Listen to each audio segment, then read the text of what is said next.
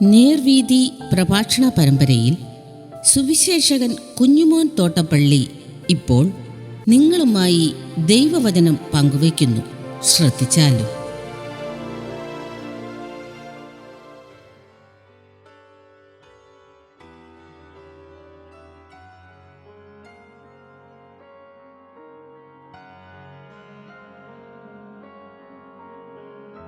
കടുകുമണിയുടെ ഉപമ.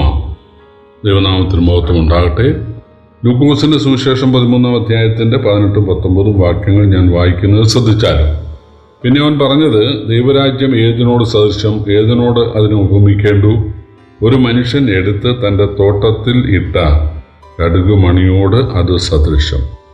അത് വളർന്ന വൃക്ഷമായി ആകാശത്തിലെ പക്ഷികളും വന്ന് അതിൻ്റെ കൊമ്പുകളിൽ വസിച്ചു. കർത്താവായ യേശു പറഞ്ഞ ഈ ഉപമ വായിക്കുകയും പഠിക്കുകയും ചെയ്യുന്ന ആളുകൾ യേശുവിന് ഒരു അബദ്ധം പറ്റി എന്ന് ചിന്തിക്കാറുണ്ട്. കാരണം കടുകുമണി ഒരിക്കലും ഒരു വൃക്ഷമായിട്ട് വളരാറില്ല. അതൊരു കുറ്റിച്ചെടിയാണ്. അത് പൊതുവെ അത് വിതയ്ക്കുന്നതാണ്. അതിൽ പക്ഷികൾ വന്നിരിക്കാത്തക്കവണ്ണം ഒന്നും അത് കടുക് വളരാറില്ല. അപ്പോൾ യേശു എന്താണ് അങ്ങനെ പറഞ്ഞത് എന്ന ആളുകൾ ചിന്തിക്കാറുണ്ട്. ഇവിടെ കടുക് എന്ന് തർജ്ജമ ചെയ്തിരിക്കുന്നത്, അതായത് ചെറിയ അരിയുള്ള ഒരു വൃക്ഷം, അത്രയേ ഉള്ളൂ, ചെറിയ അരി. അതിന് കടുകെന്ന് തർജ്ജമ ചെയ്തിരിക്കുന്നതേ ഉള്ളൂ, ചെറിയ ഒരു അരി, അത്രയേ ഉള്ളൂ. നമ്മുടെ നാട്ടിൽ ആലുണ്ട്, ആലുമരം. ആലുമരം എന്നൊക്കെ പറയുന്നത് വളരെ വലിയ, വളരെ ഉയരത്തിലേക്ക് പോകുന്നതും പടർന്നു പന്തലിക്കുന്നതുമാണ്.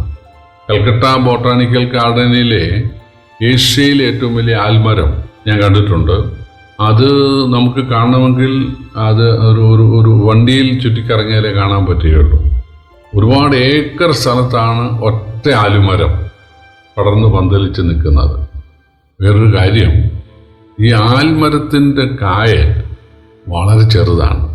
വളരെ ചെറുതാണെന്ന് മാത്രമല്ല, അത് വളരെ സോഫ്റ്റാണ്, ലൈറ്റ് വെയ്റ്റാണ്. ഒരു കഥ കേട്ടിട്ടുണ്ട്. പണ്ടൊരാൾ, രണ്ടുപേരിങ്ങനെ, ഒരു ദൈവവിശ്വാസിയും ഒരു നിരീശ്വരവാദിയും ആൽമരത്തിൻ്റെ ചുവട്ടിൽ ഇങ്ങനെ വിശ്രമിക്കുകയായിരുന്നു.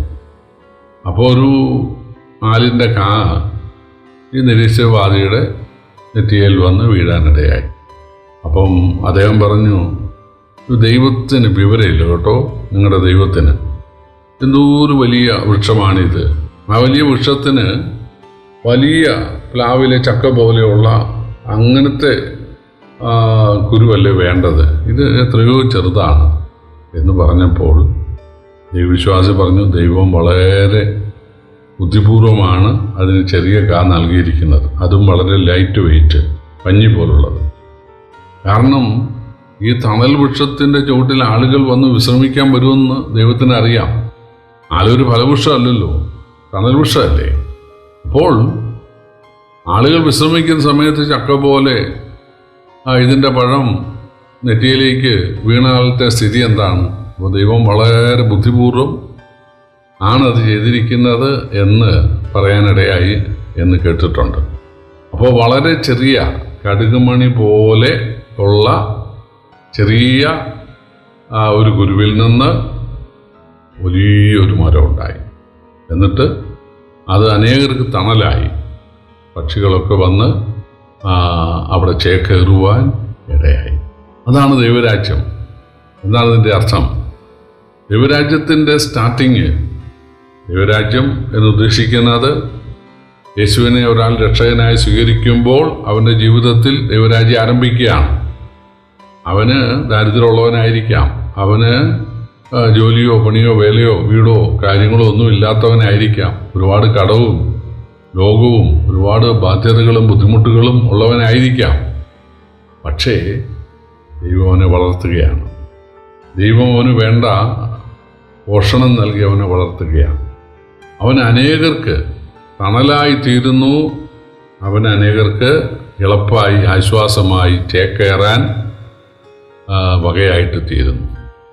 യേശു അതാണല്ലോ പലപ്പോഴും പറഞ്ഞിട്ടുള്ളത്, ദാഹിക്കുന്നവൻ്റെ അടുക്ക വന്ന് കുടിക്കട്ടെ, എന്നിൽ വിശ്വസിക്കുന്ന ഉള്ളിൽ നിന്ന് ജീവജലത്തിന് നദികൾ ഒഴുകും.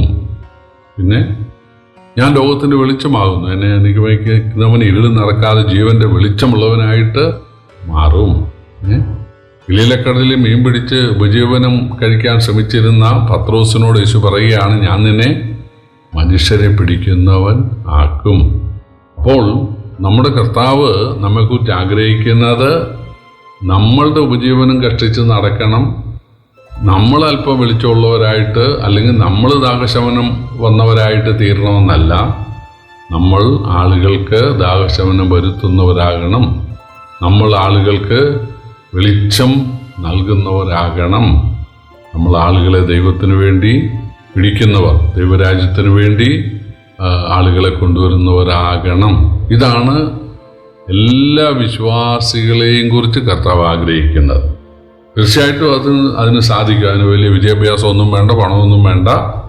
യേശുവിനെ വാസ്തവമായി രക്ഷകനായി സ്വീകരിക്കുന്ന ആളുകൾക്ക് മറ്റുള്ളവർക്ക് അനുഗ്രഹമാകാനായി സാധിക്കും. അതാണ് കർത്താവ് ആഗ്രഹിക്കുന്നതും. അതാണ് കർത്താവ് പറഞ്ഞത്, ദൈവരാജ്യം ഒരു ചെറിയ വിത്ത്, കടുക് പോലൊരു വിത്തിൽ നിന്നും വലിയ മരമുണ്ടായി, അത് വലിയ തണൽ മരമായി ആളുകൾക്ക് ആശ്വാസമാകുന്നത് പോലെയാണ് നാളെ അക്ഷരാർത്ഥത്തിലുള്ള ദൈവരാജ്യം. അതും അങ്ങനെ തന്നെയാണ്. ഈ സുവിശേഷം കേട്ട് യേശുവിനെ വിശ്വസിച്ച സാധാരണക്കാരായ ആളുകൾ ഒരു പല്ലും മരിച്ചു, കുറേ പേർ ജീവിച്ചിരിക്കുന്നു. അവരൊരുപാട് പീഡകളിലൂടെയും ബുദ്ധിമുട്ടിലൂടെയൊക്കെയാണ് കിടക്കുന്നത്. അവരെ വളരെ നിസ്സാരരായിട്ടാണ് ആളുകൾ കണക്കാക്കുന്നത്. എന്നാൽ കർത്താവിൻ്റെ രാജ്യത്തിൽ, ദൈവരാജ്യം യേശു അക്ഷരാർത്ഥത്തിൽ സ്ഥാപിക്കുന്ന സമയത്ത് അവർ തീർച്ചയായിട്ടും പടർന്നു പന്തലിച്ച് വലിയവരായി കാണപ്പെടുവാനിടയായി തീരും.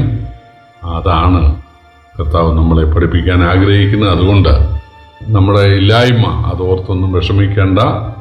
യേശുവിൻ്റെ കരങ്ങളിലേക്ക് നമ്മെ സമർപ്പിച്ചാൽ തീർച്ചയായിട്ടും നമ്മളെ ഉയർത്തുവാൻ, നമ്മുടെ കണ്ണുകൾക്ക് വിശ്വസിക്കാൻ പറ്റാത്ത നിലയിൽ നമ്മളെ ഉയർത്തുവാൻ, ആളുകൾക്ക് നമ്മളെ അനുഗ്രഹപാത്രങ്ങളാക്കി മാറ്റുവാൻ തീർച്ചയായിട്ടും കർത്താവിന് സാധിക്കും. ദൈവം നമ്മെ സഹായിക്കട്ടെ. കർത്താവിൻ്റെ വലിയ നാമം വാഴ്ത്തപ്പെടുമാറാകട്ടെ.